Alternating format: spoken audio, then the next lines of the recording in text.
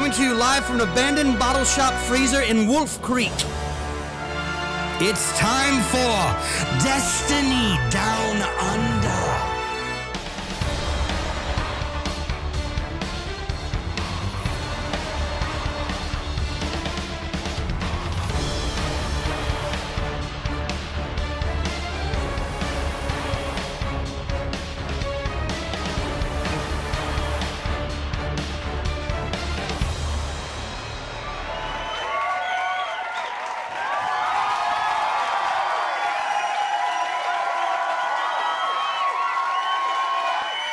G'day and welcome to this, the 82nd episode of the Destiny Down Under podcast.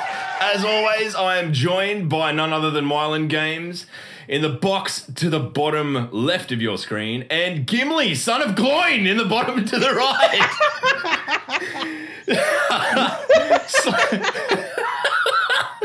Slutty has had a change of fucking camera angle and it's not doing him well. Took some lessons from fucking Gandalf. Go and fuck yourself. Would you like a barrel? Talk the new power slave, you fuck. I know. I'm a short ass. It's fine. I've accepted it. I've come to terms with it. How are we, dudes? It's kind of a different thing for us. It's night time here in Australia. We're recording and doing a bit of the old alcohol and all of that sort of stuff because, you know, we've got a crazy weekend. All of us have family things going on this weekend. So, the end result is that you get an early podcast. So, you know, if you're in the States and you're listening to this and you couldn't catch a live cast, we're sorry.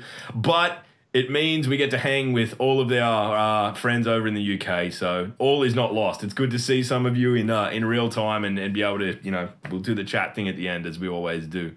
But dudes, how's your week been, Merlin? Well, good. We had a great Destiny escalation protocol session. Was it a couple nights ago now? Yeah. Was it last night? I don't know. Whenever. This week.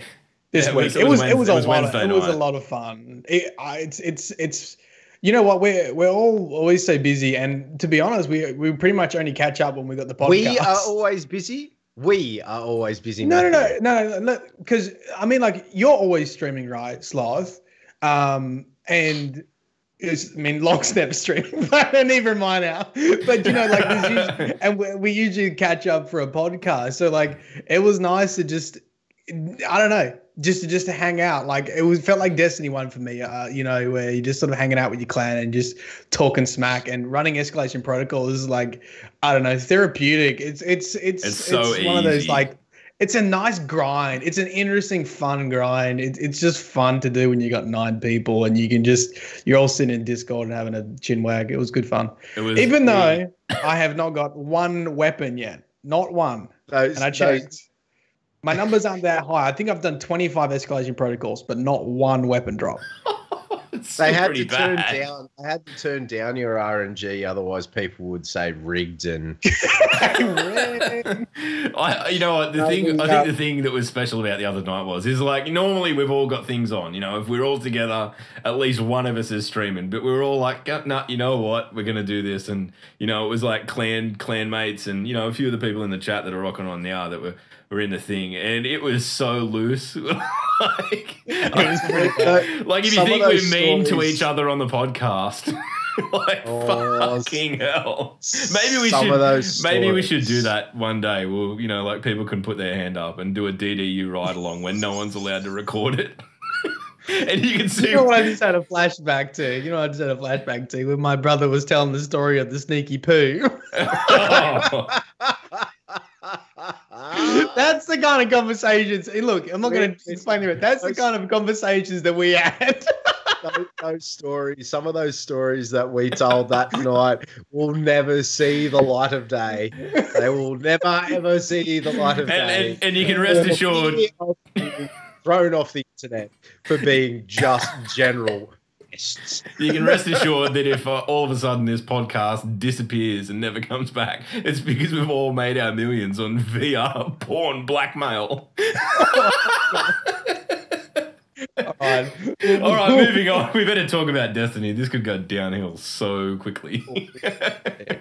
Slothy, how have you been? Sorry, man, we bypassed that step of the process.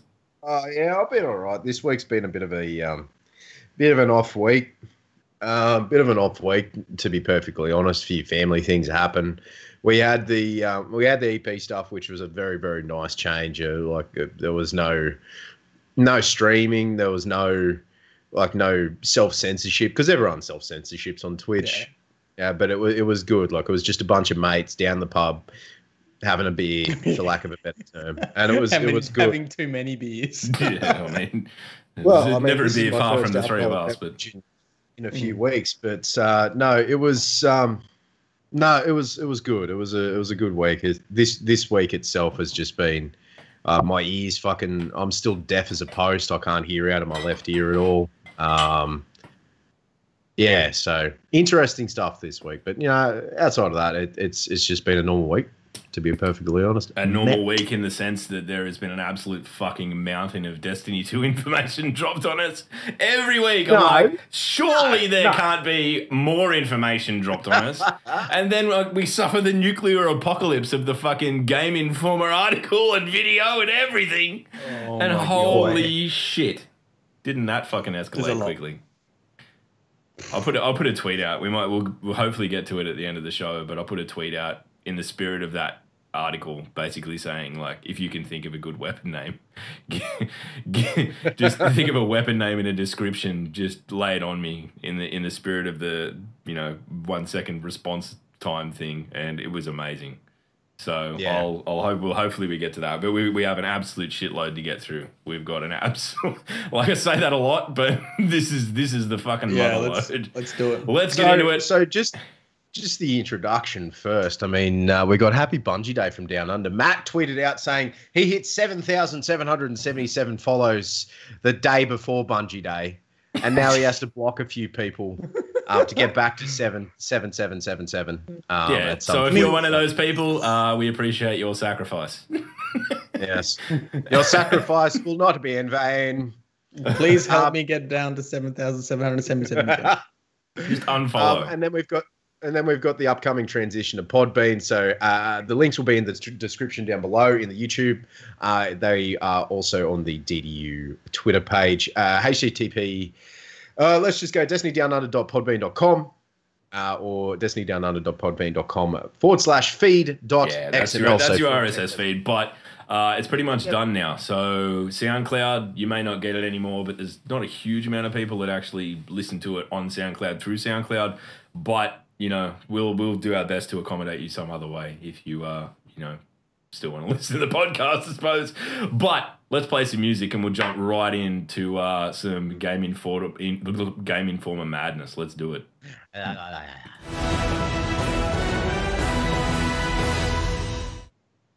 Now, I need to preface this because if you've read the article on Reddit, the post on Reddit, or you've read the article itself, there was a lot of information that contains story spoilers, right? A lot of plot points, a lot of shit like that. And basically, we as a podcast don't do that. We will present you with mechanics, we'll present you with enemies, but we're not going to tell you how the missions go before you get a chance to play them yourself. Now, I've seen it. I know what it's all about because I had to cull all this information out of the run sheet. But if you were expecting that sort of stuff, you're not going to get it here, and you probably never will. But we're going to go through all of the new enemies, the new mod system, the new supers, the literal smorgasbord of Destiny delight that has been dropped on us this week. And I don't know, dudes, where do you want to start? Actually, first I want to start by saying thank you to It's Danny1 on Reddit for doing the summary that I basically summarized even further. Without people putting this sort of stuff on Reddit, it's not information that would have been freely available to anyone who wasn't subscribed to Game Informer or purchased the article itself. So in the interests of a free information economy, we salute you. It's Danny1. And if I've pronounced that wrong, stiff shit. Moving on. I think it's Danny A. I think it's Danny A1. Danny A1, that sort of thing. God. Anyway. Yes. Yeah, exactly. You got me to do it. Fuck you. We've got enemy types coming in, ladies and gentlemen. So what we say here on the podcast is the spoilers have been removed. Log has given his knowledge of the game up. Like his anticipation, he's not like he now knows more about the game, so we don't have to know about it if you want to keep spoiler free. We should get Matt to do that because he wrote the script and everything anyway, right? Yeah, I mean, he hang on. How far did we make it into the podcast? Like 10 minutes before. 10 minutes before we propagating the myth of Matt being the CEO of Activision Blizzard. So we've got some enemy types, ladies and gentlemen. While the Scorn were once fallen, corrupted ether, and repeated reanimations have mutated them, they were locked in the deepest parts of the prison of elders. That would be what? Isolation shells? Okay, so do you know how they also described it? And this isn't spoiler or anything like that. They also described the Fallen as animals from Australia, a bit like how you get animals from Australia. I did see that. Was that Steve Cotton said that? I'm pretty sure he did. They're like animals that have evolved in isolation, like the animals in Australia, or yeah, it was something like that. Like the animals in Australia. You know what? All right. No. I live on the edge of a rainforest. Am I dead? No. Did I lose a leg? Yes. But was that to an animal? No. Just relax with propagating that myth, okay, guys? Just bring it back down. I'm fine with it. The Scorn are here and they're real. All right. So the first enemy that we have off on that note, it's interesting. Just like, you know, they've obviously really gone another direction with the like 4 enemy races and like how the Fallen can be different. Like, I'm quite excited for the Scorn. Like, it feels like they've got a very fresh feel to them with having that other company come in and like basically make that expansion. The other thing too is like this is some of the first genuine entire like new race that we've seen in years now, right? Yeah. So it's really dude. Yeah, okay. Like at the end of the day, they are still fallen, but they're like even with the Taken, really, you're still the Taken. It's a Taken hobgoblin. Like it's still a Vex thing, but I kind of like this in that they're their own identity and that we're gonna sort of get to call them that. And like honestly, perpetuating the myth of the Australian thing. The first one of them is literally called a mongrel. Mongrels. You bloody mongrels. You bloody mongrels. Bloody mongrels. Tower over the battlefield, blasting out cascades of lightning that are near impossible to dodge. A bit like those house spiders that we see every now and again. Like huntsmans. Dude, the mongrels actually sound like an absolute mongrel to deal with. So perfect. Do you know what, though? Like, if you're writing this, and you say near impossible, do you know, these are all things that I'd be like, I would hesitate to say that because if they're like dead easy, people are going to bring this shit up and be like near impossible. You just like slow walk, from one side to the course and the other and not get hit. But the thing to bear in mind is that this is a synopsis of the dude that works for Game Informer's. The Game Informer. Okay, so for the most part, it's his impressions. I haven't seen these things. It's just his take on them. So there's no need to just, go at fucking Bungie and be like, it's not impossible, you fucks. It's not near impossible. Okay, all right, so we've got the Screeb. Scramble on all fours and explode like cursed thralls, only bigger. So that's actually kind of cool, TBH. I mean, if they move a lot faster than cursed thralls, make it a lot harder to dodge. Nigh impossible to dodge. That would be kind of cool. Next one we've got is the Raiders. Send out spinning explosive saw blades of void energy and teleport. They sound like a different enemy again. Like that's a taken thing, right? To be hopping around like that. Yeah.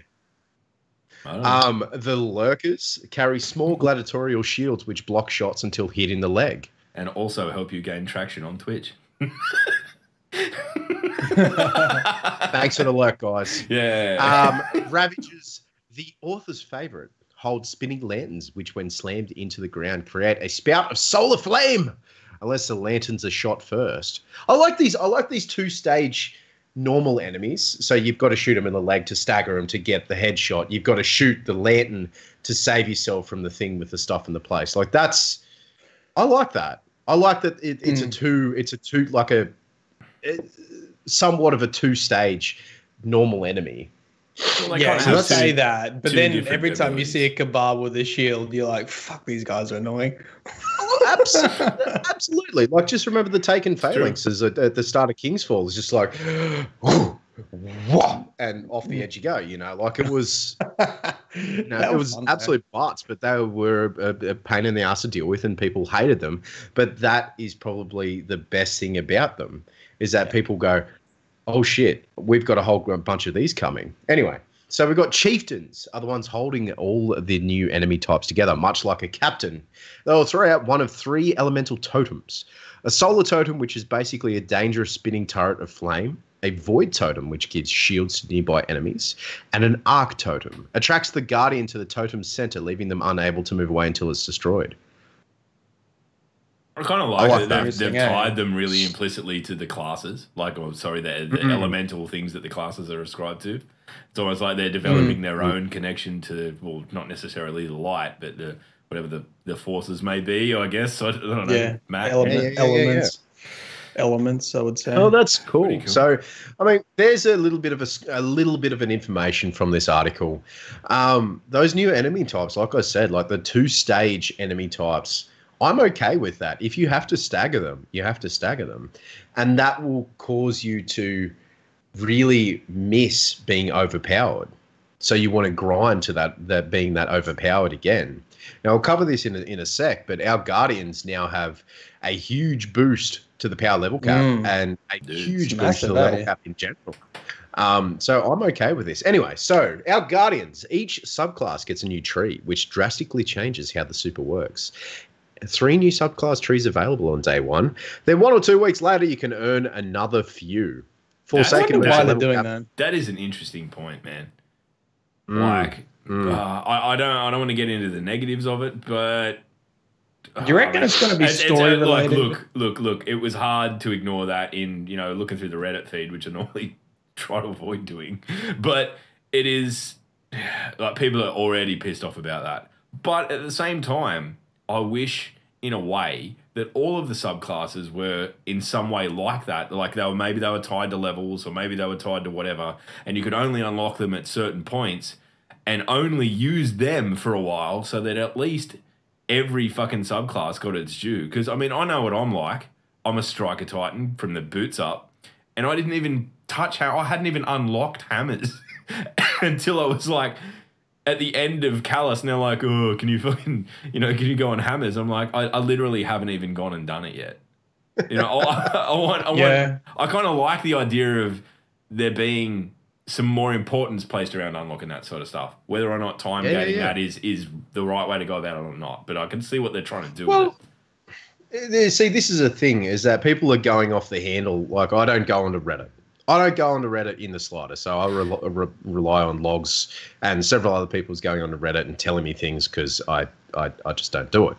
But we don't know if it's time gated or story gated or raid gated or blah.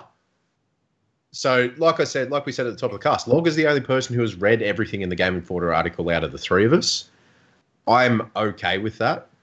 He doesn't need the story anyway. He's just like aim, gun, shoot, gun, slam, ground, and it's fine. But I'm just weighing the missiles from now on. I don't know. I feel like it won't just be a time gate. It seems really odd, just a time gate. I have high hopes that it might be story related, and I think that would be really cool because people have been asking to have those like subclasses fleshed out from a story point of view, and they sort of did a little bit of that in, I think it was Taken King, right, where you had those missions to unlock. On the PvP maps.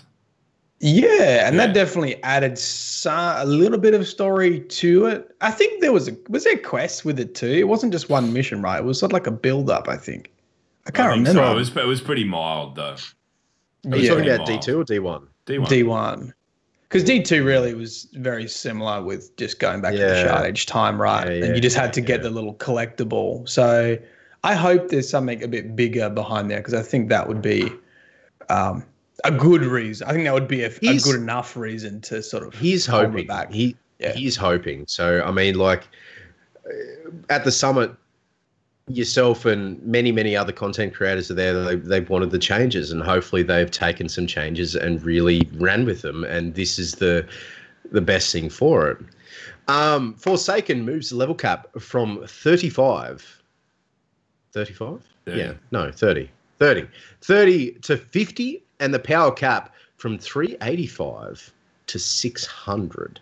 It's That is like crazy. that is right? a substantial jump. That is a like a TTK jump, at least for me. So I'm okay with that. Yeah, exactly. Because the cool thing about this is they've said like it's not linear. The campaign's not linear, and so my expectation seeing such a massive jump like that is you'll get to blockades from a power level perspective that will encourage you to go and explore and go and to do other activities to get more power to come back and finish that. And I really like that. I really like that kind of exploration where you're blockaded by a big bad dude and you're like, oh, I can't get through here unless we get sneaky or unless I go get a friend that's more powerful and then we can come back later. Like, that's cool.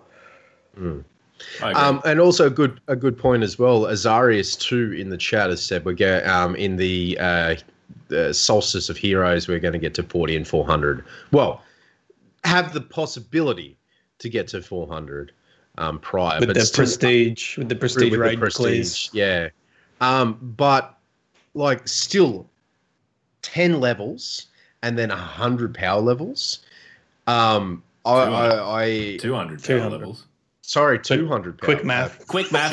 Quick math. Oh, you beat me, you fuck. 200 power level. That's still very substantial. That's still very substantial. And with the, like you said there before, Matt, with the story being not linear. Yeah. Like that's cool. That's cool.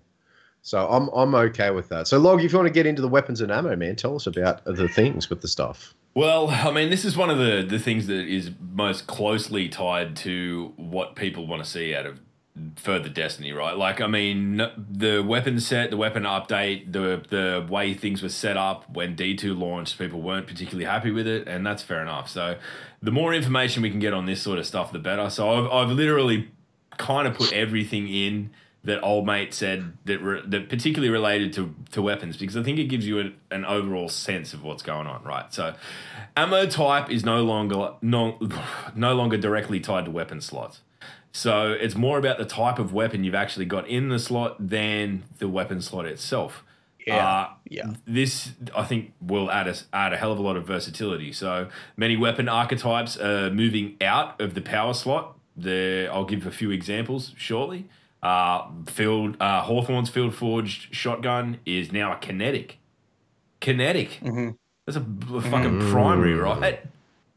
So it's gonna be very interesting to see how this all pans out. But maybe there's a factor kind of applied to it in that, you know, if you've got a really powerful kinetic weapon on, you just get less ammo from a drop, right?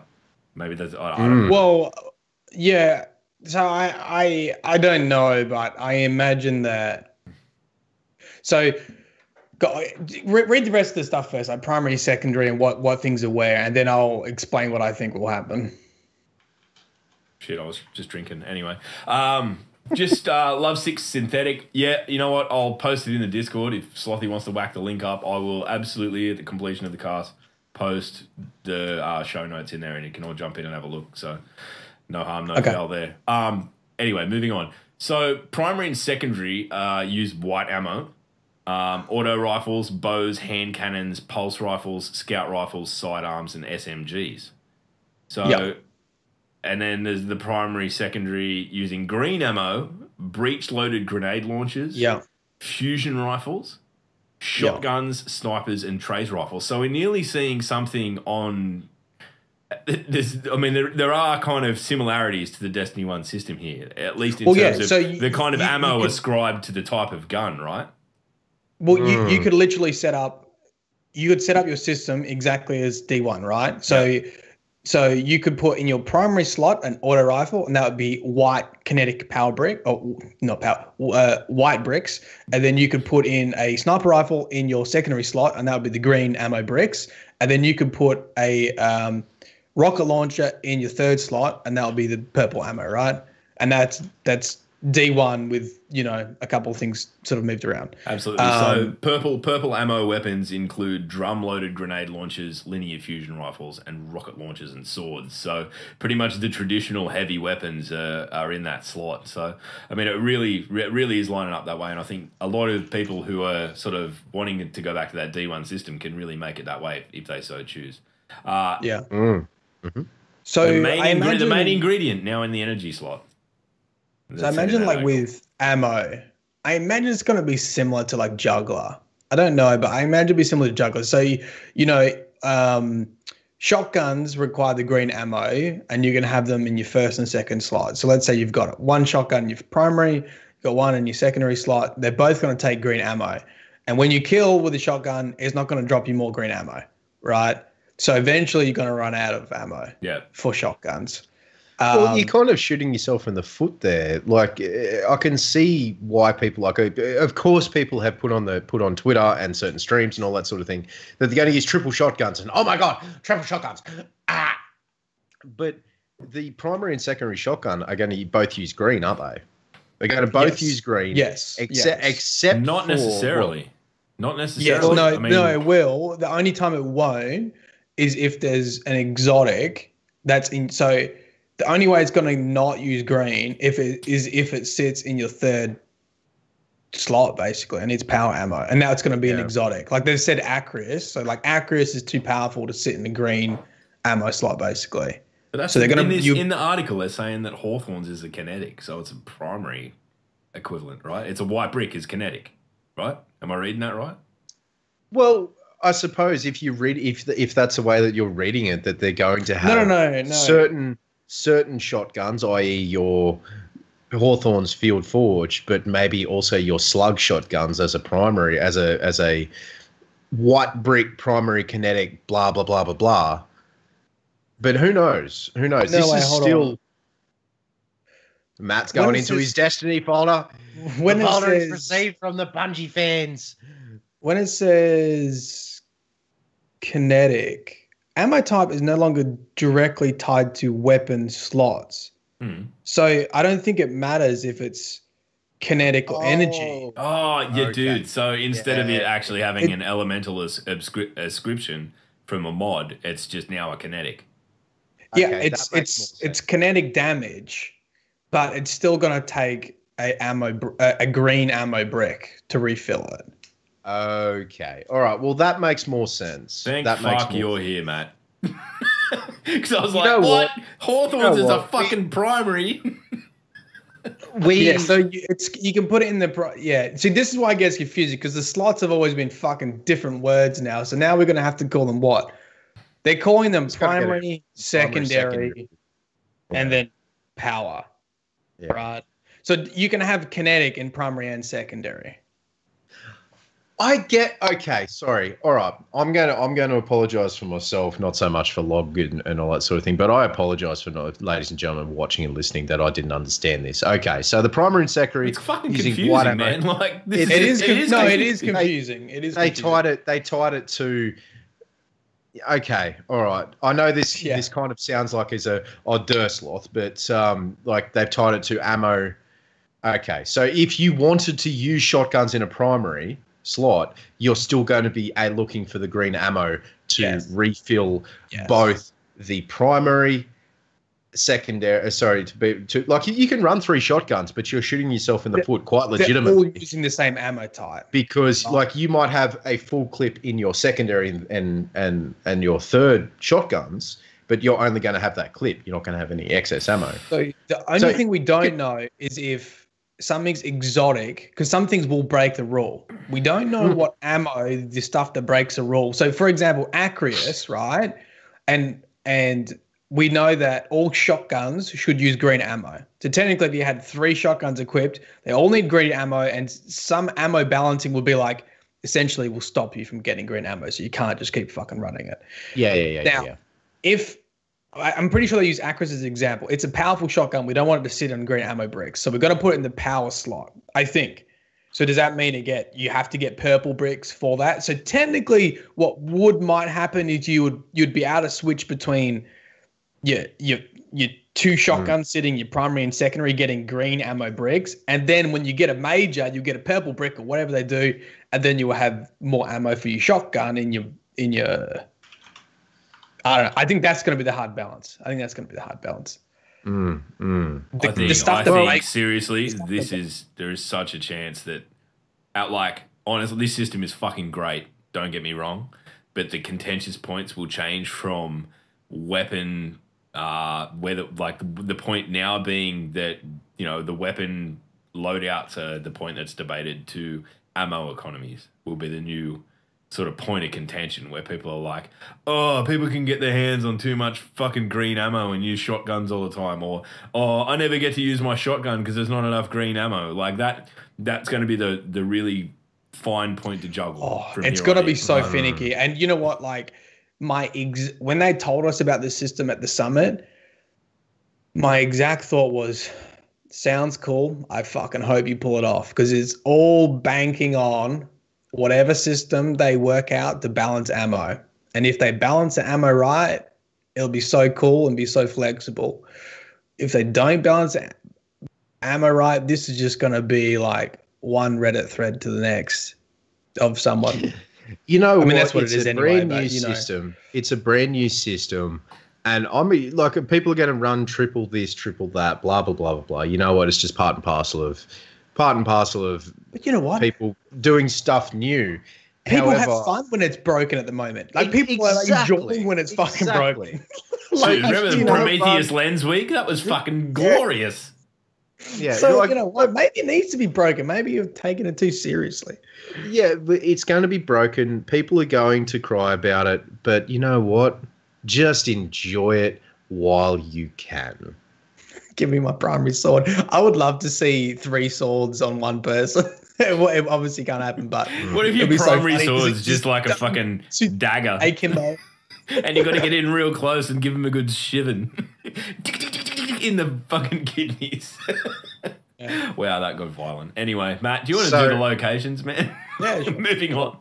So, Tangled Shore, the two locations, Tangled Shore and Dreaming City.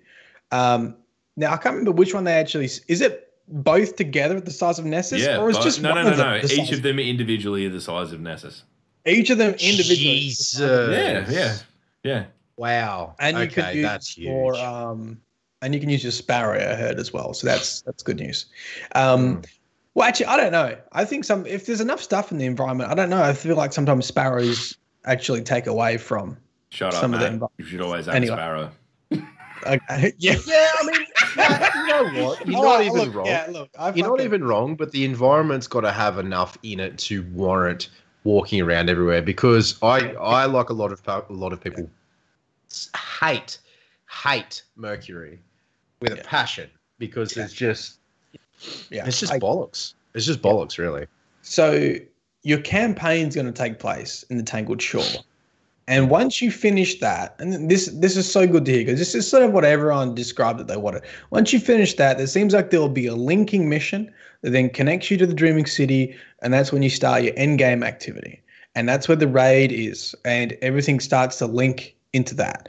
Now, it also seems like some of the story will come across with that too. So now there shouldn't be such disconnect between campaign and raid. Is what the impression I get from it, right? That there should be some connection there between you got this location for your campaign, then we're introduced into a new location that's end game location, right? Yep. And you can't get there until you finish the campaign either with the Dreaming City.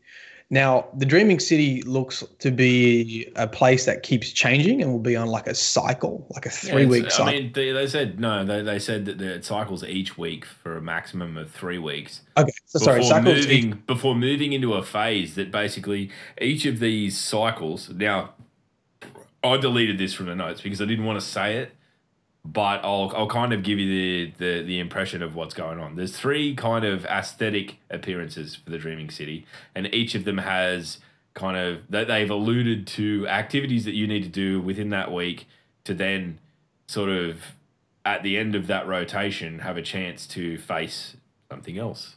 Now, what that is, I don't know. But so this is really exciting too, right? This sounds like another big story concern, because all of these things like were brought up in the lore sort of concerns and story concerns that we took to the summit. And one of the things was impact.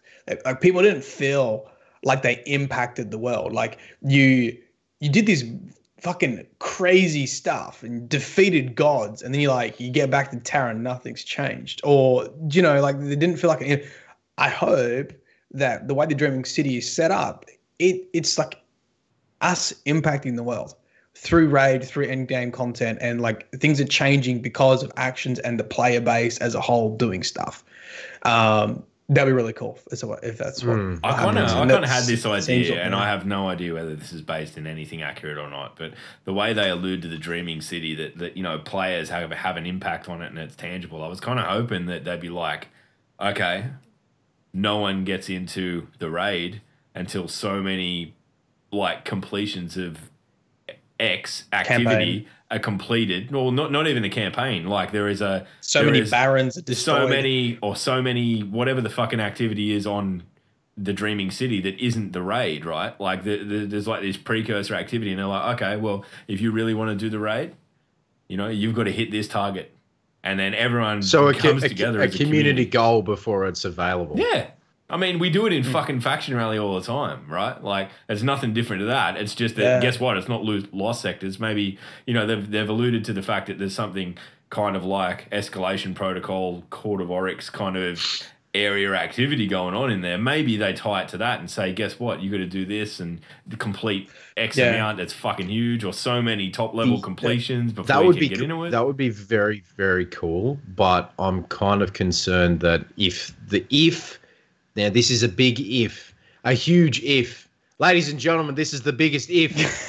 Get to the fucking point. If the DLC doesn't have the longevity, how will people get into the raid? No, that's only going to be done once. It wasn't like every week you need to hit that. Oh, so thing. You were alluding to it can only be done once. Yeah, I see where Slot's coming from when they're like weekly milestones to unlock. Yeah, I don't think. I think it'll be. I think what Log said, like a once-off, completion to like story-wise to progress that area. Well, somewhat story-wise. So like you've got old matey Aldrin's out there and you're hiding behind 100 shields. Like the entire Guardian populace has got to go and shoulder charge all the shields all at once to break them, and then it's done. Dude, that would be so dope. On the stroke of midnight, shoulder charges the barons. And all of the fucking warlocks and hunters just stand there like nerds watching. Someone take notes. If you do it at this angle, you'll be getting... Shut up, nerd! Anyway. Oh, that sounds cool. Okay. Yeah, we're idiots. It's fine. Anyway, so it's going to be an interesting location. It's going to be a very interesting location. Very, very. So we've got the content and quality of life that they've spoken about. Talking about, I'm fine. Rolling. I'm ducking to the jets. Talking about I'll be right back.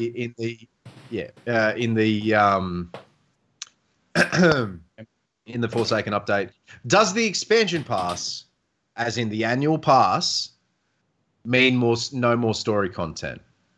No. Lore story, and this is from the article. No, lore, story, and characters are always important to experience in Destiny. The expansion pass is about moving away from the one and done nature of the story campaigns from DLC's past. It focuses on replayable experience and content that extends the game. So the way that I read that is that if you want to purchase it, you have access to a little bit more if you wanted a little bit more. There's not so much. Well, we know what they're giving with the passes anyway. Like they sort of talk about all that kind of stuff. But like they're just not going to have these cinematics and like these campaign missions and stuff. Yeah, not these grandiose cinematics. Yeah. While really awesome, a lot of people, if they're going to make a new character, they just go skip. Exactly. Yeah, I mean, you're trying for the buck once, right? There are, and to be honest, like, I think it's, to be honest, from a storytelling point of view, I don't think it's a bad idea. I actually think it might be a very good idea. Like, you don't have to outright tell things all the time. Do you know? I fucking hate that I always bring up Dark Souls, but I do like that way of storytelling. Like, there's very little like surface level storytelling in that. Everything's very hidden.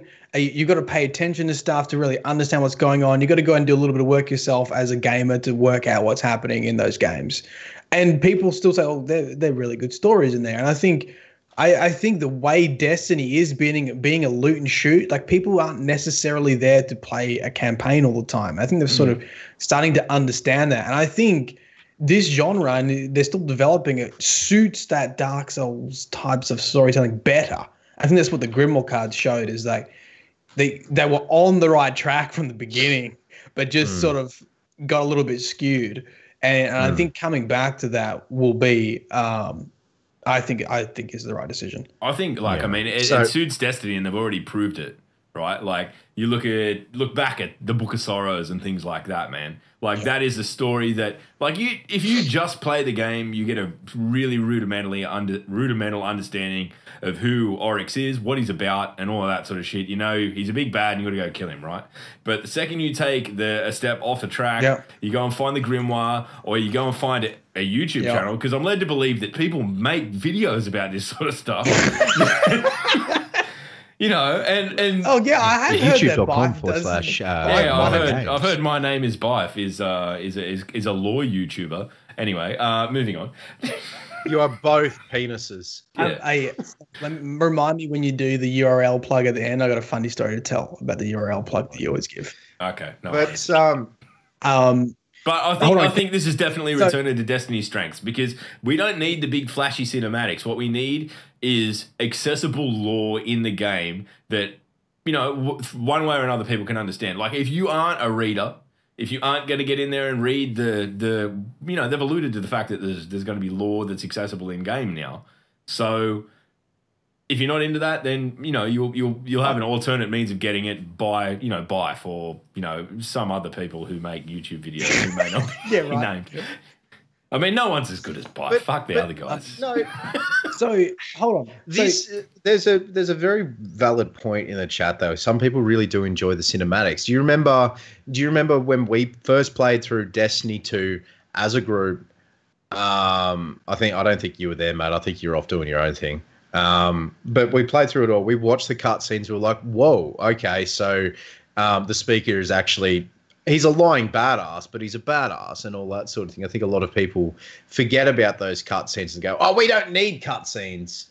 But see, I think they're fine to be yearly. I think those big cutscenes can be yearly, and the stuff in between that can be smaller, because I don't know, they must take a lot of money to make. I guess that's the back end of it, is like, would you rather we spend money on making more loot or cinematics? And I think for a game that's a loot and shoot, I think it's an easy answer. More loot, and another thing as well is that differing weapon looks, like getting them like armor at the moment. A lot of it just looks the same. So you know, it is what it is. Anyways, on the lore stuff though, right? On the lore stuff, I know we're jumping down the bottom. Awoken. No. You don't skip my bit. No, motherfucker. You read it later. Hang on, is it really pertinent to what we're talking about now? Yeah, well, we're talking about this. I'm just saying it. I'm coming in over the top, going into dad mode. Get back in your fucking corner, Slothy. I'm just saying, right? They've said there's going to be awoken sacred texts and 10 to 15 new stories. Not pieces of information. 10 to 15 new stories, right?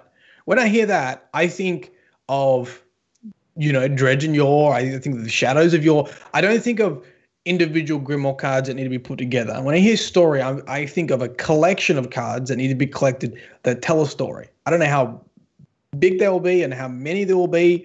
I mean, the Books of Sorrow was a story, and that was 52 cards, right? And some of those cards are like one page of writing. So that's a metric shit ton of lore. Anyway, there you go. The Book of Sorrow is really 52 cards. 52 cards. 52 Someone needs to make a deck out of that. That's, a playing card deck with a fucking a thing on the front and then the Book of Sorrows on the back. Anyway, that's sort of copyright infringement. Don't steal that idea, but I'm sure Bungie would be up in your ass if you did that. But still. Anyway, just a quick note in chat. I pay out on Matt a lot, and you don't need to come in here and tell him how good he is. I love you, Mylan. You fucking made me love the law. But anyway. All right. Okay. So the director has. Can I get back to my segment? Yeah, can I get back to it? All right, cool. Thanks, Matt. Thanks. I appreciate that. I appreciate the Activision CEO giving me permission to read my damn segment. I'm gonna get a buzzer. I'm gonna get a buzzer for every time we allude to something that Matt is wholly and solely not responsible for. It's his job now. Ding ding ding ding. Right, go. Right, sorry. So the Quick, director has been redesigned. The director has been redesigned to provide an intuitive guide to meaningful meaningful content, and less focus on the milestones. So, in regards to that, I'm not sure what to think of that. I'm not sure how to read into that. If there is anything to read into, I don't think when I first read it, I felt like more just go out and explore and you'll get stuff done rather than directing people to go to a specific location. That's sort of what I got from. Director's been redesigned to provide an intuitive guide to meaningful content and less focus on milestones. Like, so we'll just say, hey, there's something going to. Yeah, go on. I will allude to something that I have seen. Did you read? Well, it's basically saying that events that are really pertinent right now will, in the director, draw your attention to them. Oh, so it's more like here you can do this, or you can go that way.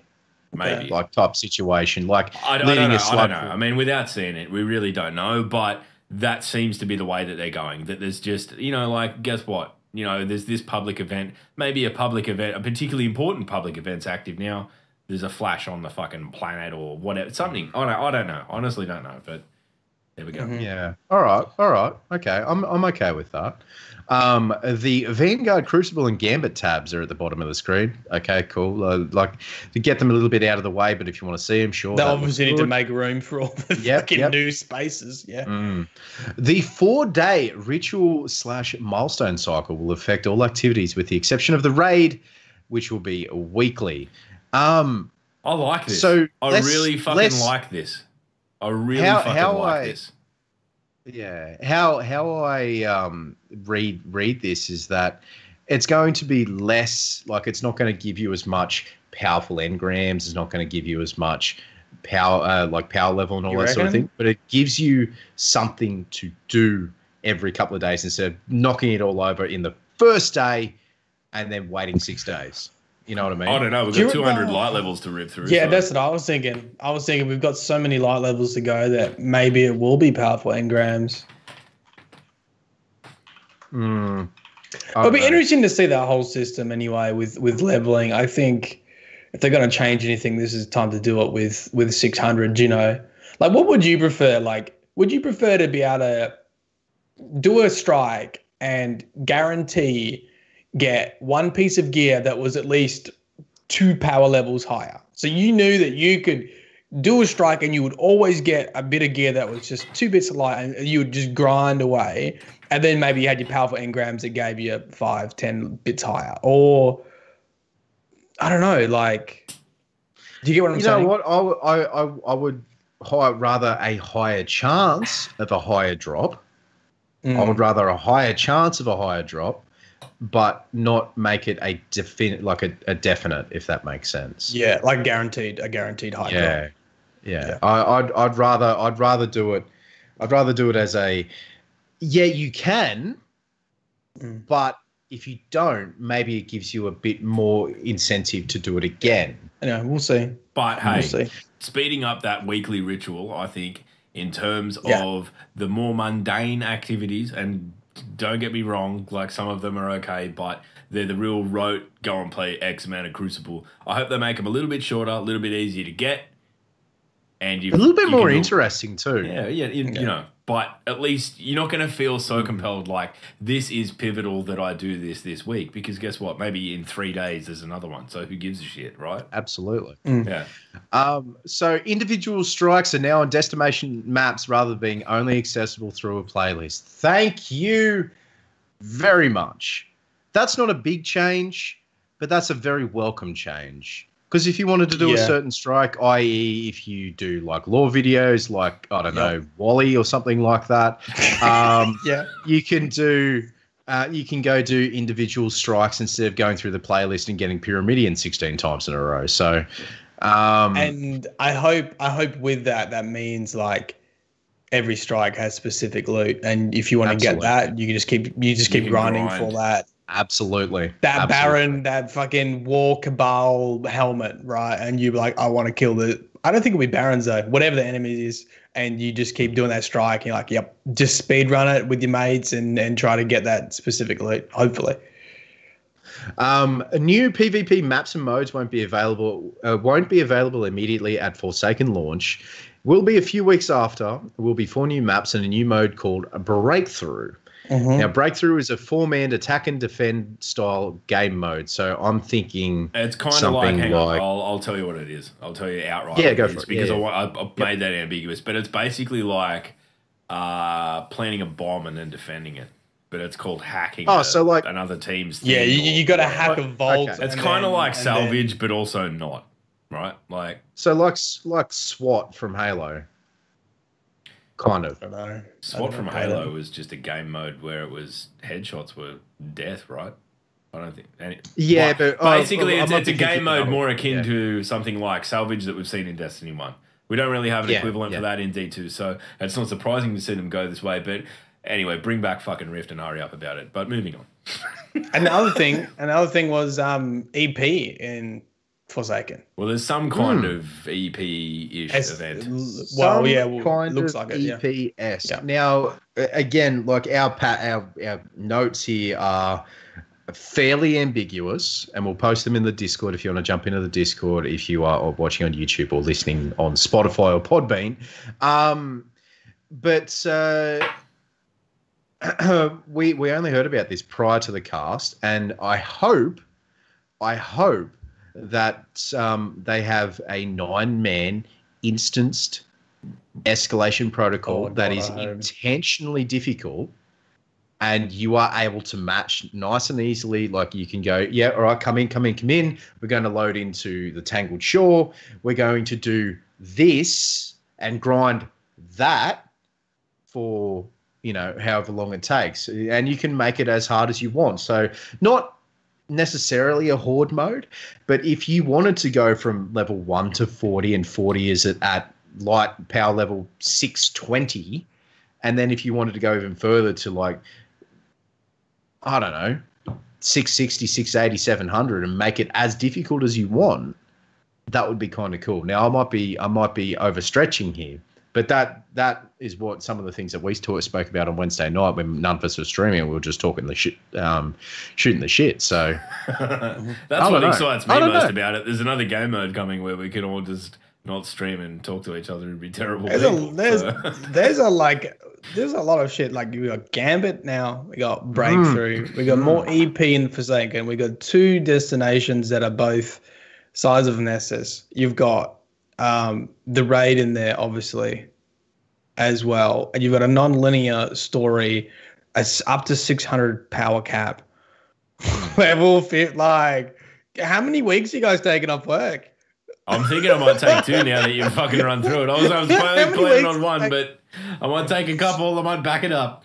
It up. Especially with that 4-day fucking turnaround on the milestones, man. I could get 2, 3 fucking milestone runs in. If they're keeping called milestones.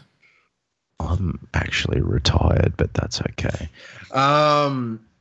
Fuck you. Bob, do you want to get into the mods before Matt goes off on a lore tangent and we're just sitting here drooling at the sides of our mouths?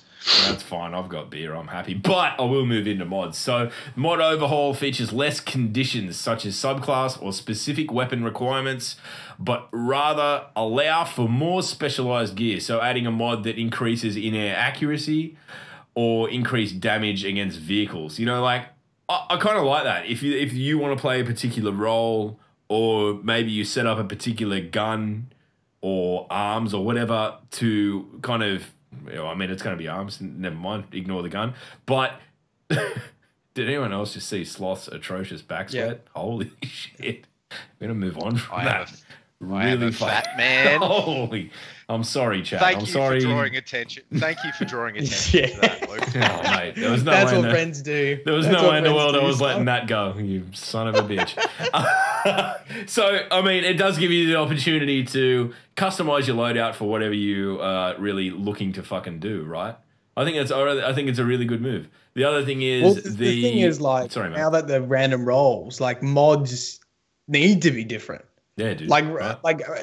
And just remember this, that like random rolls was only introduced at the summit, basically, when everyone fucking yelled and screamed at everyone. Like, so the mods need to be changed based on that, essentially. So they can't sort of sit where they are at the moment, I guess. That's true. Yeah, I mean, and yeah, like I do understand that. And you know what?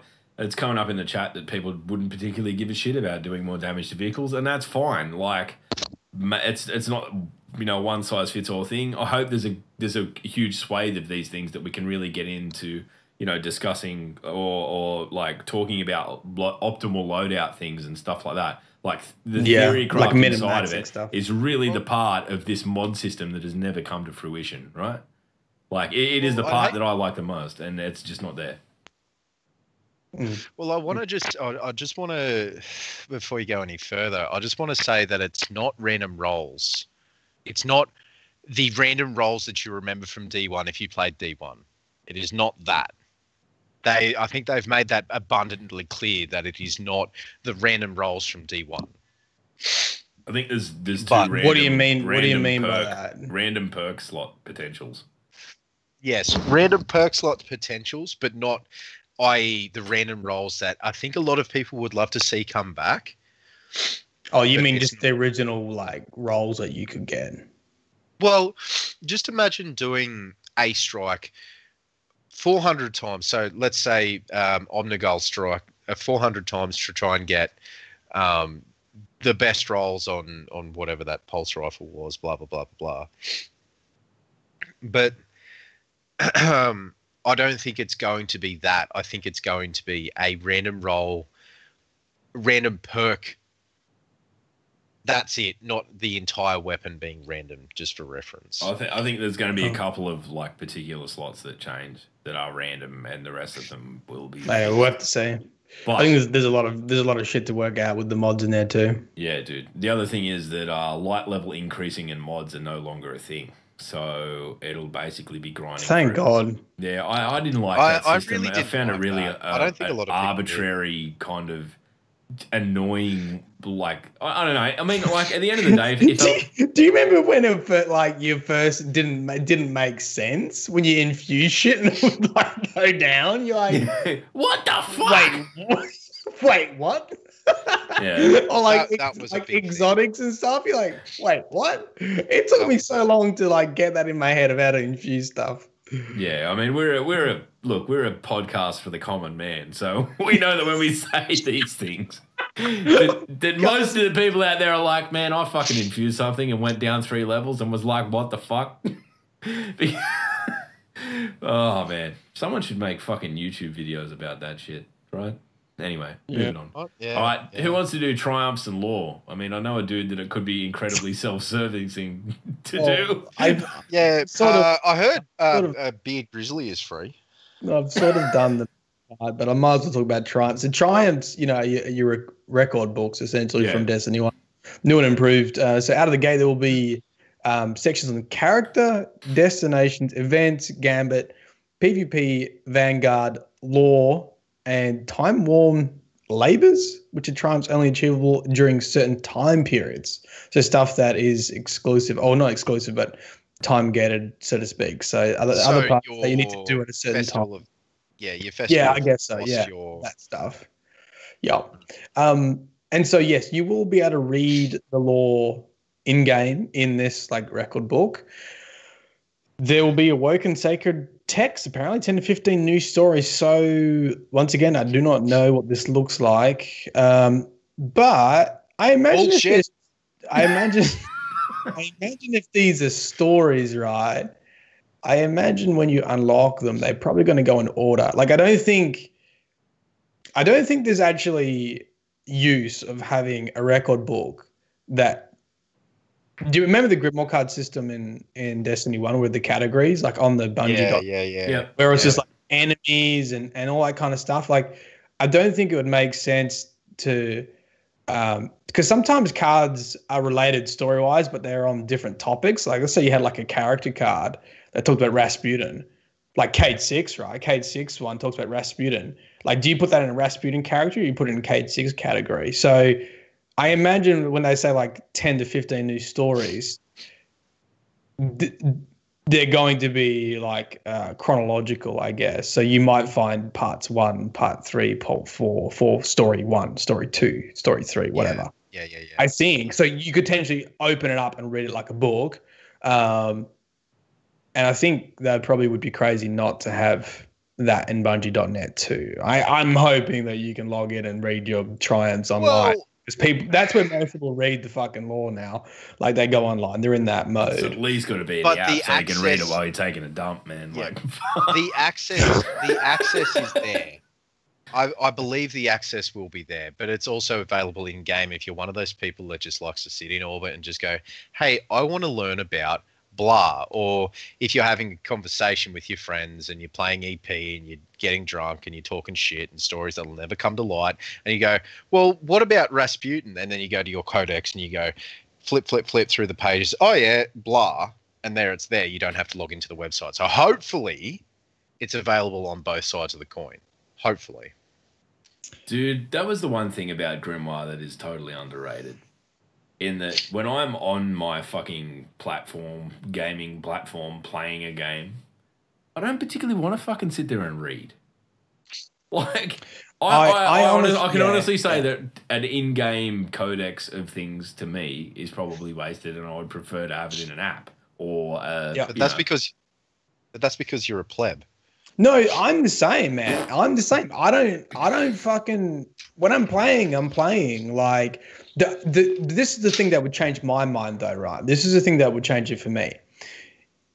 If it was narrated and I could select a playlist of cards to read. So when I get on solo and I just want to grind strikes, if I could tell it to read me everything I've got on books 1, book 3, and book 4, and it just be narrated, and I'll just literally turn off the sound and I'll do strikes, that would be dope.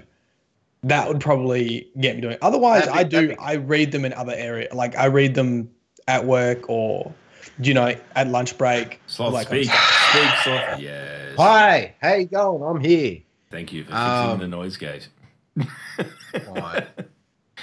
But like some people do that, but I just don't think that they're going to load screens. Well, True.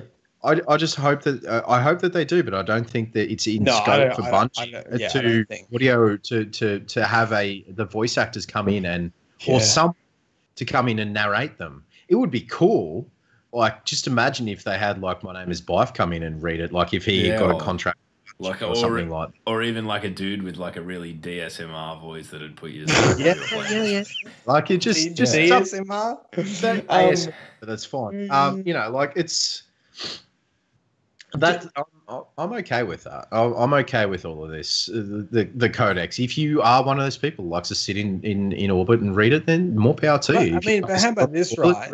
Then more power to you as well. I think that would be better than cutscenes. If you give me Stephen Fry narrating all of those cards. Oh my god! I have a mild erection.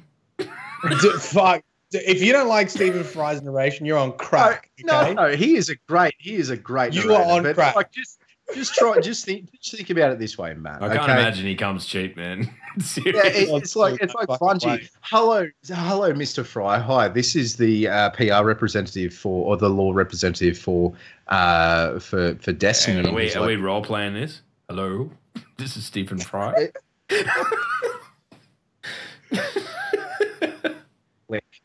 Like, I just I would love to see that. I would love to see David Attenborough read it, for goodness sake. That would be David Attenborough only does the enemies. and here we have a mongrel. Mongrel's tower over the battlefield, blasting out cascades of lightning that are near impossible to dodge. I turned into a toff. Sorry, Ats. I'm really sorry, man. I know you watched the podcast, David Attenborough.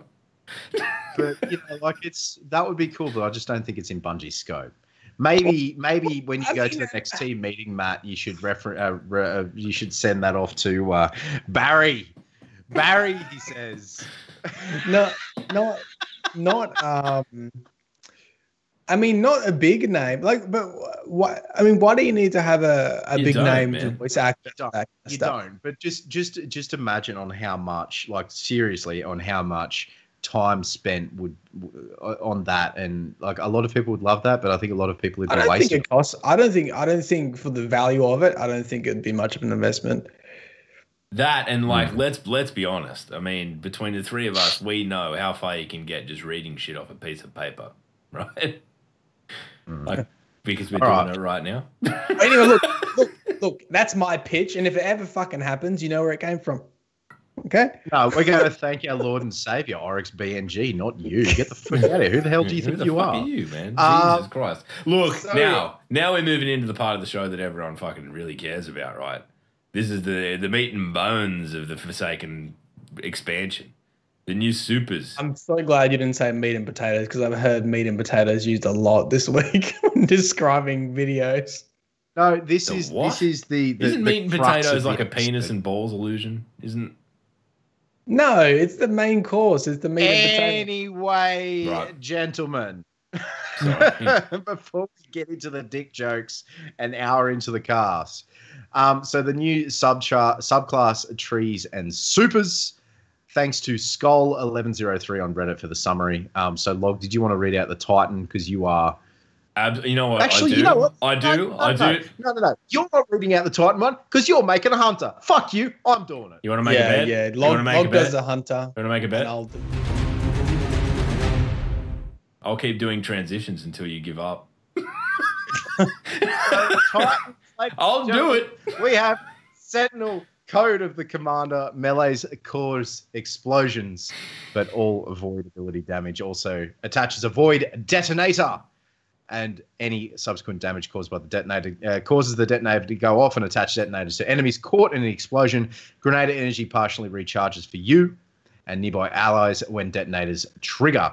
Banner shield. Hold on. Can we just talk about this for a second? So, I cannot get my head around this fucking thing. Melee's cause melee kills, or just punching shit causes explosions. Like what? Melee kills causes, or just you punch something and it explodes, right? So that's going to do void damage. Anything that's caught in that damage radius is going to have a void detonator attached to it. And then essentially, if you're close enough, you just punch them again and that detonator will go off, causing another chain reaction? If you get void detonated by a detonator, does that attach another detonator? I think it's going to be something very similar to the Graviton Lance, where if you hit a certain, if you get a kill, a headshot kill, or you get a melee kill, it blooms. It blooms into a chain reaction, which it could be very, very cool. Very cool. So the banner shield can be used for offense like normal, but holding guard creates a barrier wall of light that absorbs any attacks and allows ally attacks to pass through. I'm okay with that.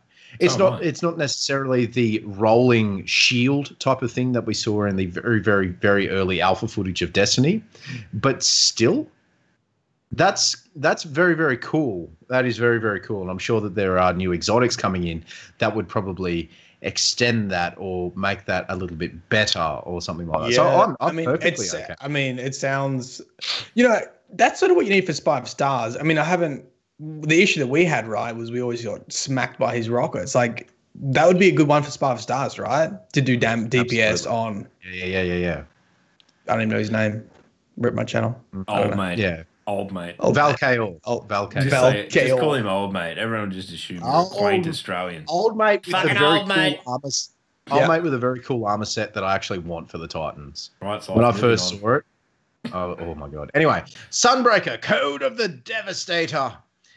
Throw your hammer with the melee button, but it remains in the world. Risk retrieving it, where it fell to fully recharge your melee ability and trigger health regen. The more solar ability kills you get, the higher your damage, up to 3 times. Siege Hammer creates a flaming maul that hits like an earthquake and leaves behind flaming tornadoes. Tornadoes. It just seems made up, doesn't it? Oh my god! Like, can we get Rick? Can we get Rick just to read that? Just to read that out. Siege Hammer creates.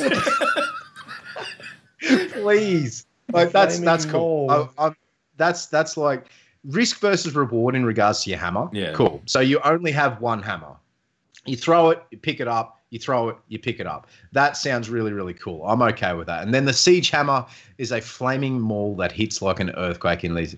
I wonder now, please excuse me, but I've been playing a lot of Overwatch lately that is very similar to Reinhardt Super as hammer down and just smacks it down. Yeah. And then just like in a forward-facing cone. Knocks out I get you. feet. Yeah, I get you. Like that'd be kind of cool, but I don't think maybe there's no scope for that. I But think some of the footage looks a little bit like that, to be honest.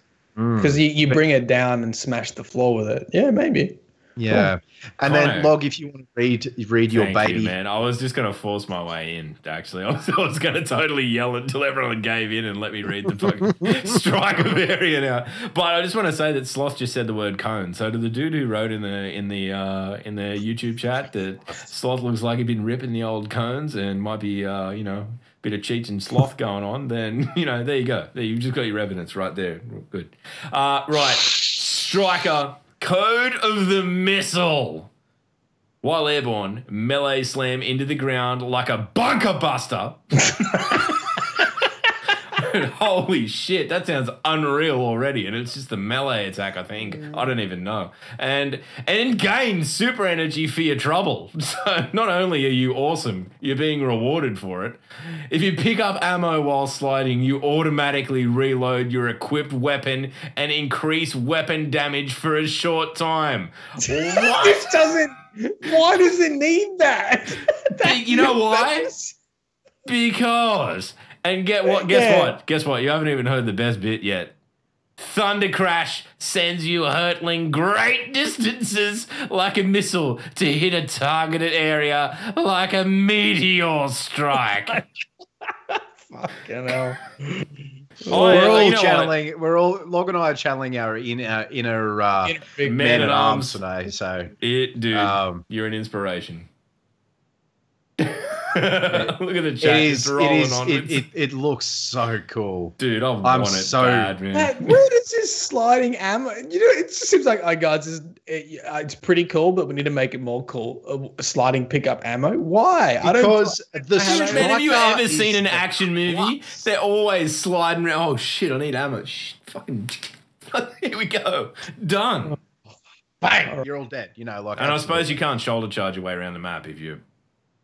I don't know. It's about time Striker was OP. I don't think it's ever been OP. Anyway. Oh, shut your hole. All right, and we've got. I'll do the hunters. I'll do the hunters. hunters. You did put me in my place. I'm actually wearing a hood, so I'll put the hood on to do the hunters. Put the hood on, right? Okay. Are there any? If you're in chat and you're a hunter, represent now because now's the time. Right, Night Stalker, Way of the Wraith. This is the one that Oryx_BNG was demonstrating in the Vidoc a few weeks back. The melee smoke bomb your melee smoke bomb heavily damages and slows those in its path. Nail the perfect precision kill against a foe to vanish and gain true sight. Spectral Blades drops you into a veil of shadows to slip behind foes and stab them before they even know you're there. Oh my. That sounds horrible. So, if you get precision kills, what's true sight? So, it's obviously like walls. That's the wall hack one. That's the one that I was saying that. Remember? So that's not even a super. That's just you kill someone with a headshot and you can start seeing through fucking walls. If that's not a PvP class, I don't know what is. Oh god, like legit. God, I fucking hate hunters. Man. Do you know what Bungie decided? Let's put all the fucking hacks out of business and just make a hack class. No need for aimbot. You can see the fucking walls yourself. Because fucking hacks. Guess what? The super fucking DDoSers people just. When you activate your super, it fucking DDoS. Whoever's got the highest KD on the opposite team gets DDoS. But you know what though? Kieran raises a valid point. Is that these supers they break the game? The code of the missile and even the hammer and the Captain Cosmodrome one. I'm okay with that. I am okay with them breaking the game and making the supers powerful again because, damn, like it's just been a long time coming before the supers felt good again. All right, okay, let's move on to the next one. Way of the Gunslinger. Sorry, Gunslinger. Gunslinger. Way of 1,000 cuts, not anything else. Knife trick melees fling out a fan of burning blades. In turn, killing enemies recharges your knife trick, and burning enemies also recharge your dodge. There is a lot going on in that sentence. Okay, so wait. Knife trick melees. Yes. Fling out a fan. Okay, so you do a melee, you fling out a fan of burning blades. In turn, killing burning enemies. So not killing them. Hit them. Killing them recharges your knife trick, and burning them recharges your dodge, which is your class ability. Yeah. So it's very similar to what we've got at the moment. So if you dodge in front of enemies, you get your roll back. You get your melee back, and if you kill with your melee, you get your roll back. More knives need more knives. 1,000 knives. No, so when you throw them, they're going to get a burning damage, right? Yeah. And then if you kill them while they're burning, that will recharge your knives. But burning them in the first place also recharges your dodge. Yes, exactly. Yeah, cool. Okay. There is a lot going on with that. Anyway, Blade Barrage doubles down on your knife skills to expel a volley of explosive kills. So I'm assuming it's, what we saw in the demo of the whoopah, fucking throw a heap of knives out and they all explode. Fucking whoopah. Why were they so cryptic with that one and everything else? They're like, you're a missile bunker buster throwing tornado. Like, why do they? I like to think that they've written them in the character of the subclasses, the classes, right? Yeah, it seems like the hunter ones are a bit like, if we get to the warlock ones and they're all written in poetry or some shit, I'll be fucking chuffed. All right, the last one. This is, I won't lie, the defensive Donatello, the Arc Strider Way of the Current was the one that I probably was most interested in when I first saw it because I just thought it was really novel. But it'll be interesting to see how much actual use it gets in game. So slide before a melee to unleash a powerful staff uppercut. That sounds rad. And that's cool. Any melee hits increase your reload speed. You can just. If that, I hope, what, they need to bring back melee kills. One-hit kills. Shoulder charges, that should be a one-hit kill. If you could just slip into someone's thing and fucking uppercut, that sounds awesome. Anyway, all your arc abilities electrify your enemies, and subsequent melee strikes disorient them and refuel your abilities. So again, we're seeing that kind of innate, you're disorienting them, and then you hit them again, you get your stuff back. Use your staff super like normal if desired. But Whirlwind Guard means that you can guard by spinning your staff, reflecting back projectiles, and tripling your staff's damage afterwards. Tripling your staff's damage afterwards. But like that, again, that's a risk versus reward type of thing. If you've got someone shooting... I can't wait to see rockets deflected in PvP. Yeah, rockets deflected. So, like, if you're coming up against someone who's using a grenade launcher and they're just spamming the piss out of it, like if they got play of the game or something, bam, bam, bam, you put on your Whirlwind Guard, reflect it back at them. If that doesn't kill them, 3 times damage for the rest of I'm for interested whatever. to see what happens to tracking rockets, because tracking rockets are coming back, and I think they're going to be highly used in Gambit as invaders, and it'll be interesting to see. I want someone to science it. What happens if you get tracked as an Arc Strider and you reflect a tracking rocket back? I think this one, right, like when you really think of the real life uses of it, in PvP, it's kind of cool to be able to throw someone's rocket back at them, but the 3 times damage buff is redundant. Like, you kill someone with one hit with Arc Strider as it is. Yeah, exactly. But what it does do is, if you're facing an enemy in, like a PvE enemy that does, say, a volley of rockets, it gives you the opportunity to go, okay, bang, guess what? I'm going to defend this volley of rockets like, any Cabal boss ever. Yeah, well, and then bang, send them back, and then you've got 3 times damage, and you're straight in going again. Like, can you deflect? It's gonna be interesting. I think we said this last. It's gonna be interesting to know what you can deflect. Is it gonna be like what? Well, it says projectile. With the swords, It was projectile. It says projectile. It actually says. So you're not gonna be able to deflect. Actually, could you deflect the friggin' ogre beams when you had the swords? Holy shit, that sounds rad. That sounds like. Well, I'm gonna say that it's only projectiles. Projectiles, as in bullets. The full meaning of the word, as it like they have to be physical projectiles. Physical projectiles. Well, I mean, does that mean you're going to be able to deflect me as a missile titan? Funny boosh.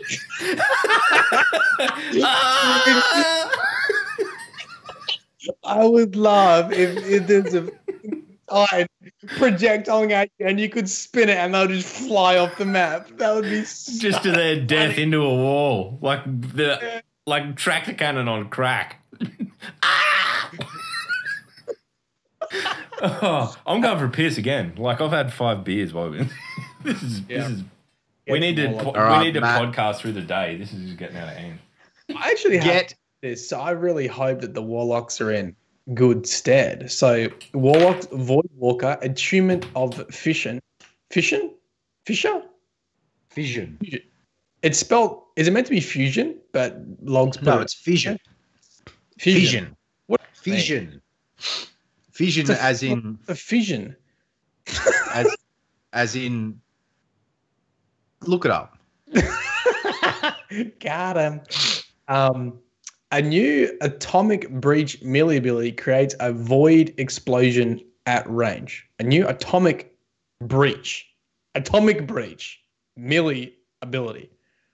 What does that mean? A void explosion at range? While holding the grenade button down, it creates a short range area explosion supernova. So it's going to be a really long range melee, by the sounds of it. We're going back to Warlocks having ridiculous melee ranges.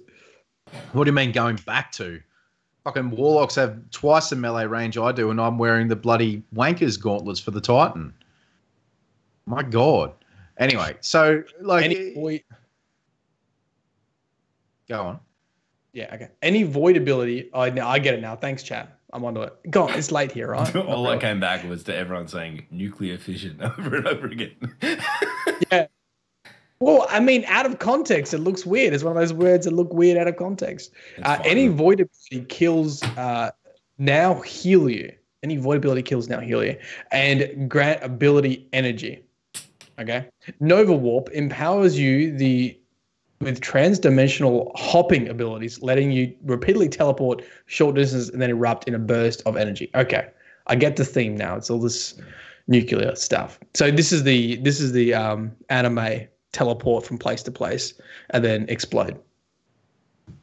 Stormcaller Attunement of Control. Tap the melee button to fling out a long-distance electricity ball that eventually detonates and flings a lightning bolt straight downwards. Tap the melee button to fling out a long-distance electricity ball that eventually detonates. So it's it not doesn't a fucking melee attack at all. Well, I don't think it's supposed to be a melee in the traditional sense. It's like knives. So if you've got a hunter with knives on, like you throw a knife before you melee, you know? Does that make sense?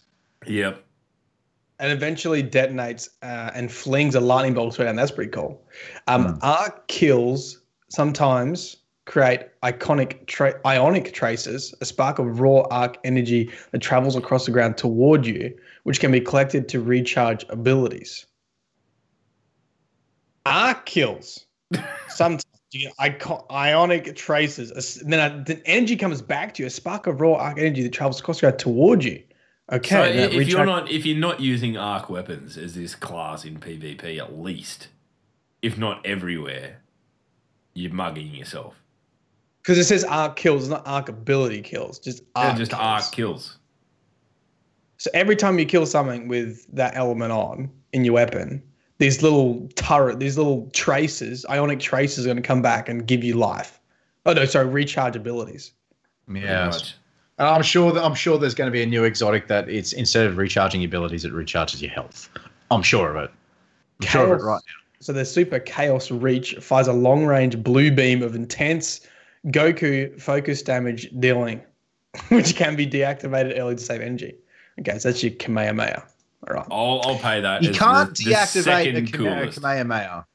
You can't deactivate a Kamehameha. Once you Kamehameha, you can only make it Bungie, more motherfucking Kamehameha. sort it out. Dawnblade, Attunement of Grace, merely attacks bad guys, but empower allies. Okay. So you get allies and bad. Transform your grenade. Go on. Does that mean you can just slap your friends on the back and give them a buff? Oh, yeah, okay. I thought when you do good on you, buddy. Buff. Oh, yeah, that would make sense because it's just the healing class. So you basically just pat your friends on the back. No. It's an area of effect thing. So melee attacks, they burn the bad guys, but if any one of your friends is near, it empowers them. It's not a slap you on the back. I don't know though, because you can do that with your grenades now. You can throw grenades at your friends. You work for Activision, it's fine. Transform. Well, this is the next one. Transform your grenade, right? This one that I played at the summit by holding the button into a blessing, a projectile that heals allies and drops retrievable overshield orbs. Well of Radiance, super, slams your solar sword into the ground, creating a wide radius aura that rapidly heals and empowers your friends. Any ability that heals and empowers helps regen your non-super abilities. Okay. All right. So it's a legitimate health and abilities. It seems like that is a very muchly a healing class. That's great for raids, nightfalls. Even if you wanted to solo the nightfall with -70, put a -70 handicap on or something like that. Exactly. Cool. Like you can start soaking up damage, man. Yeah. And I don't know. I can't remember. I'm pretty sure I asked if the healing, like, if there's a cap on how much healing you can put on. Like, can you put down a super, drop a healing rift, slap him on the back, and do you transform your grenade and just absorb maximum punishment and just not have to move? Just be there going, yes, everything. Fight me. just roid it up, Like, can you do that? I hope so, because that sounds fucking rad. I'll say my experience with this class is you do need to be in a team because it does take coordination for it to work. Yeah. So we didn't have comms at the summit, and even though we were sitting next to each other, it never fucking worked. No, I was like, guys, I've got to have this massive fucking healing powering rift stand in it. No one was standing in it. Great, cool, see ya. Then I'll just throw a healing grenade at them as they ran away. Yeah, you need some health. Have it. I think it's a nuanced thing, but that'll be very powerful if used correctly. Like it really does. I hope it is. I hope it's like. I think it's Destiny's been begging for this kind of support class for so long, and I really want to see it come in with a bang. And as much as I'm not a warlock, and you all know that already, but I really hope that it really does. Mainly so Matt can keep me alive in raids, but more so. Yeah, dude. I just want to be in raids and just tank damage by standing in it, and just give zero fucks about incoming missiles from. All right, look, what we're Spire gonna of do. Stars. What we're gonna do now is I'm gonna quickly blast through the TWAB because there's a couple of important pieces of information. Oh, really? for Is there pe- anything important in there? Nah, well, there's a couple of things. If you go into Guardian Con, there's a little bit. But what Oh, I yeah, want go to on. do is just say to chat, if there is anything from the last hour and a half of discussion that we've had that you want to discuss, throw it up right now. If you've got ideas, As long as it's not spoilers. as long as it's not spoilers, we're not doing that. I will literally ban the fuck out of your face if you come at me with spoilers. Or I'll just time you out. Sloth will time you out with the sloth hammer. Anyway, right. So the important things out of the TWAB. What TWAB? It's not TWAB. Jesus. That they will be playing Anyway. Gambit at Guardian Con, July 13, 6 p.m. on the Guardian Con main stage. They will be broadcasting a little bit of a fun tournament between a few teams on Twitch, so we can all get in. If you're miserable about being trapped in Australia, for instance, you can jump on and watch the Twitch stream of everyone having a great time. So that's good. The other thing is that there is, where's the buff about the. Sorry, I didn't even put this in the thing because I wasn't even going to cover it. But there is a 3 times Valor rank buff in all Valor supported playlists from Friday, from pretty much now, right? So if you have struggled to get any traction with that sort of stuff, jump in right now. I believe it doesn't apply to losses, but applies to wins. So if you play enough games, you're going to get to where you need to get to. So that, for me, is, while I don't particularly agree with them, like, making it so everyone can get everything, I think if you are willing to go in and put in the work, you can get your gear out of it, and that's a positive thing. So, what do you think? Do you think it's fair cop? Fair cop. I wasn't listening. That's fine. That's fine. That's totally fine. That's fine, man. The other thing is that Eater of Worlds, 11 a.m. Pacific Daylight Time on July 17. Spire of Stars Prestige, 10 a.m. PDT on July 18. So they are splitting them up so that there is a chance for people to run through and do world's first runs. But there's a caveat in that basically they're saying it's going to be different every time. So really getting through it the first time first is, while it's cool, it's not the be-all, end-all. I'm sure that there will be hardware modifiers roll out as we go on, and maybe that will be the determination of whose internet penis is bigger. Anyway. Epeen. All right, let's dive into catching up with our friends in the UK, some in the States. I've seen some Americans in here. Why are you awake so early? It is beautiful that you are here, but I question your sleeping patterns wholeheartedly. Anyway. Right, let's go. Where's a comment? Has anyone? No one's seen anything. All right, so we have a good question, a statement here from DK Gnome. Thank you for the question. I think you'll need to try and clarify with the random rolls and weapons because Sloth said, I think it's not like D1. I'd have to disagree, so I have to clarify what he means.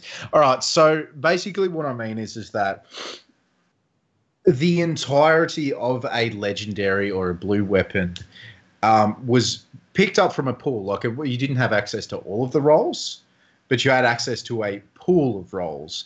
Now, the way that I read that the weapons will be is that you will have a half and half system. So you'll have the first half, which will be your sighting stuff, which may or may not be the standard, and then another one which may or may not be standard across the board for all of that types of weapon. And then the third perk tree on said weapons will be randomly selected from a pool.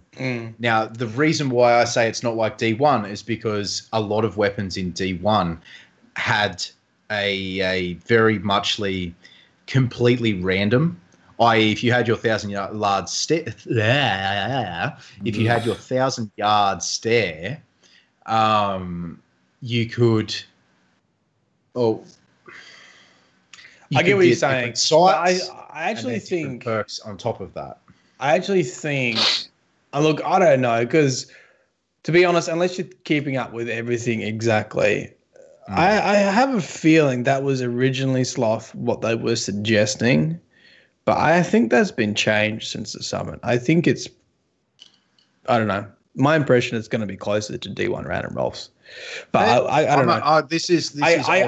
I remember what you were saying, and I do think that was the early sort of iteration of it. Anyway, well, if I'm wrong, I'm wrong. I'm not gonna say that. I said this the whole time. I'm not too proud to say that I'm. wrong. If I'm wrong, I'm wrong. Now you've got it on.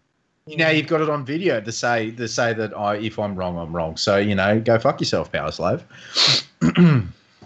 I mean, maybe later, but anyway, look, what we might do is look. Everyone's got a subclass. What subclass that is coming are you most excited about? We'll jump into that right now because I think everyone takes something different out of the subclasses, right? Boys, Slothy, you're a Titan, so obviously Wave the Missile is giving you an erection at the moment, or is there something else that's piquing your little... Well, I mean, Striker is fun. Don't get me wrong. I always ran Striker in D1, and up until very recently I ran Striker. But I actually have been, if I'm going to be doing PvP or if I'm going to be doing Raid, I will do Solar for Raid. I'll always do Solar Titan for Raid, and I will always do Captain Cosmodrome in PvP because I actually really enjoy being able to pop your shield and then block for a little bit, charge up to the enemy, block for a little bit, and then go all out. Like, I've had some pretty good plays for me using Captain Cosmodrome. So I'm okay with that. I'm actually excited for more so the Void class and the Solar class, but the Solar class is pretty fun too, Right. I actually like a lot of healing roles in games. I like that role. It's going to be solely dependent on the challenge of raids coming through and if there's a problem for the healing role. Because if there's no need for it, then it's going to be completely wasted. Like, I want there to be times, and I think this is fine for raids to be like, we need at least one Solar, one Dawnblade Warlock. Like, we need someone running this. Like, I know that people probably aren't happy, like, to be pigeonholed into needing a certain subclass or class.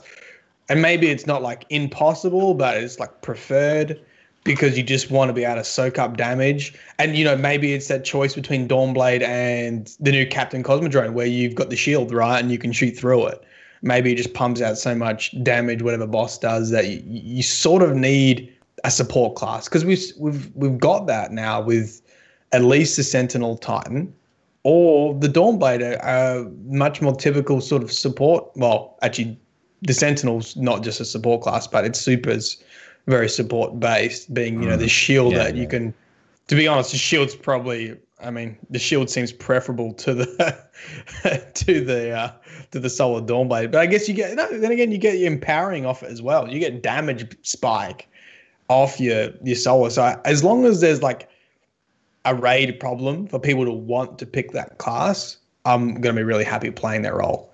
Absolutely, for sure. Giving those hugs on the back. Otherwise, I think I would really like to play the Hunter Night Stalker with the friggin' aimbots. That sounds OP, right? Like, yeah. Well, I mean, I think there may be a range that the True Sight will actually be able there's to. There's got to be a range. I don't think it's going to be a full. That right there is for me a PvP class. I imagine it will be maybe the radar distance. Well, yeah, radar distance. So yeah, if you got the radar distance, and it might have an exotic that doubles that or something like that. But it looks like the True Sight could be very, very. I mean, it's not hard to get precision kills either. Like, people that are playing Hunters are always going to get precision kills, so it's going to trigger. No, it's not. But it really depends on like, it drops you into the Shadow Realm. Like, who knows? I forgot that. You just go invisible as well. It might not be as good as what you think. You may have a true sight for sure, but maybe you don't see the intricacies of the map anymore, if that makes sense. Mm. Mm. So you're just running into walls, blindly trying to get to people? No, not so much that, but maybe you don't see everything that you would be usually able to see. Because if it's just a straight wall hack, then it's going to be, well, interesting to say the least. Yeah, I'm with you, Slothy. It's got to have some depth of field, right? It can't be just I can see everyone. Maybe it applies to Batman Hunter confirmed. Yeah, just guess what? Batman Arkham Asylum. Here you go. Guess here's all the enemies. But I don't know. For me, for mine, obviously, way the missiles. Just I'm a striker titan. That's what I'm at. But I really like the idea of that fucking sliding uppercut on the staff, man. Like that. Dude. That of all of the things has me. That is the most sort of visceral and violent and fucking kung fu shit you'll ever see. I tell you what, when you hit people with it, they better do backflips when they die. You better just uppercut them and they just do 2 or 3 backflips. What if they get thrown up into the air and they're stunned?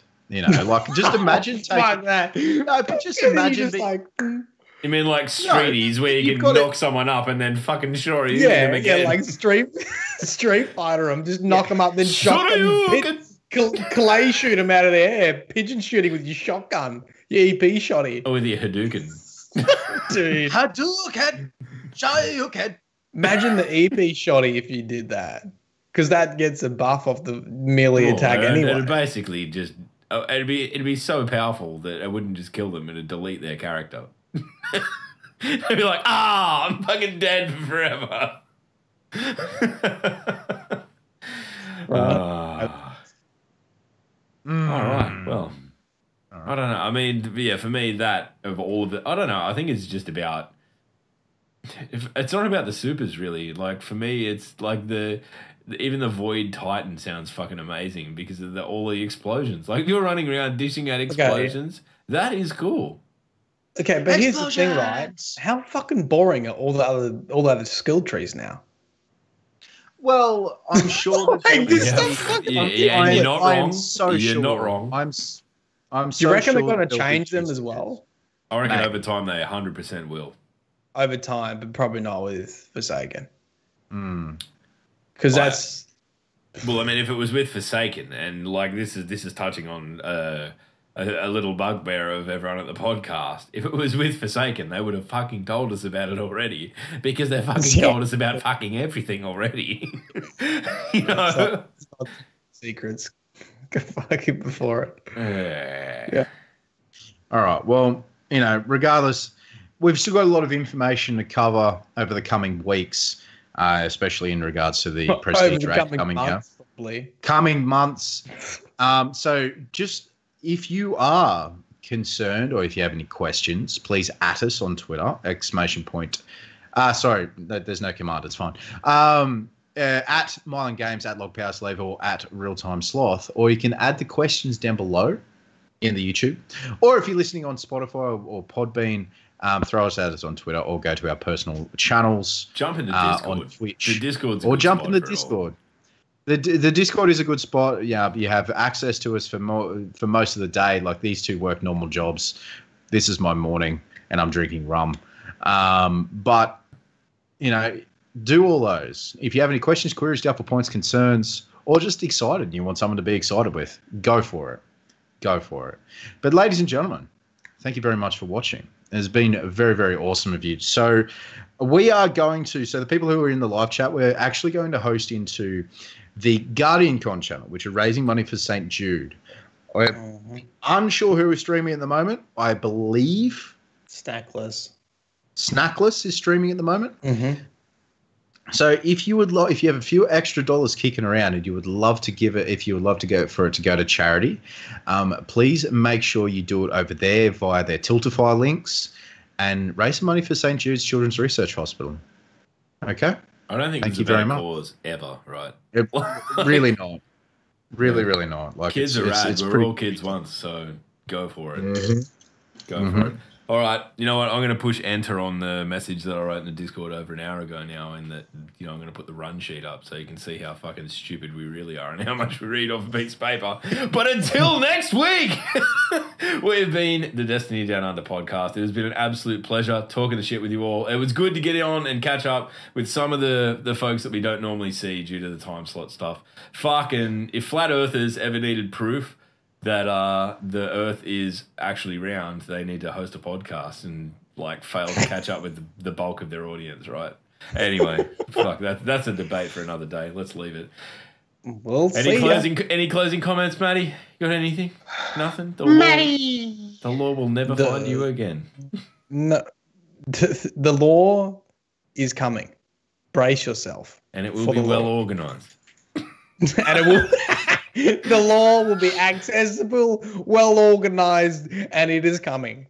Hide your kids, hide your wife.